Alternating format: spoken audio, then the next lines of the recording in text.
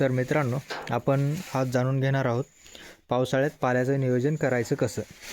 बऱ्याच वेळेस काय होतं, पावसाळ्यात जड लागते किंवा सतत पाऊस चालू असतो. मग अशा वेळेस पाल्यांना पाला ओला गेला, असा दुसरा काही प्रॉब्लेम होत नाही, पण बऱ्याच वेळेस काय होतं की ओला पाला गेला की अळ्यांना खडू व्हायला चालू होतो. मग त्या खडूमुळं काय होतं की एका अळीचा दुसऱ्या अळीला, दुसऱ्या अळीचा वाढत वाढत फार होतो. आणि ह्या स्टेजमध्ये जर खडू चालू झाला मग तो प्रचंड नुकसान करतो. लास्ट मोल्टला किंवा 5वा मोल्ट 4था मोल्ट उठल्यानंतर खडू जरी झाला तरी तो इतक्या प्रमाणात नुकसान करत नाही. करतो पण ज्या ह्या स्टेजला जेवढा करतो तेवढा नाही.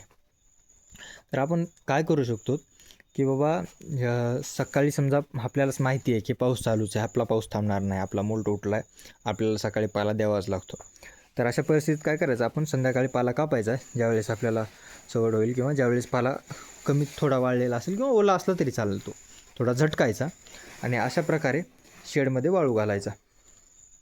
जे आपले रॅक रिकामे आहेत हे पण आपण फक्त पहिल्या 2 मोल्टमध्ये म्हणजे आपल्यापाशी आल्यानंतर 3ऱ्या आणि 4थ्या मोल्टमध्ये करू शकतो. हे असा पांगवला पाला की सकाळपर्यंत हा पाला व्यवस्थित वाळतो आणि हा आपण पाला अळ्यांना देऊ शकतो. आणि सकाळी काय करायचं की संध्याकाळची फिडिंग सकाळी कापायची किंवा पाला कापायचा, वाळू घालायचा, संध्याकाळी ते द्यायचं. हे चक्कर चालू द्यायचं कधीपर्यंत, जोपर्यंत तुमचं पाऊस कमी होत नाही किंवा तुम्हाला कोरडा पाला द्यायची व्यवस्था होत नाही. धन्यवाद मित्रांनो.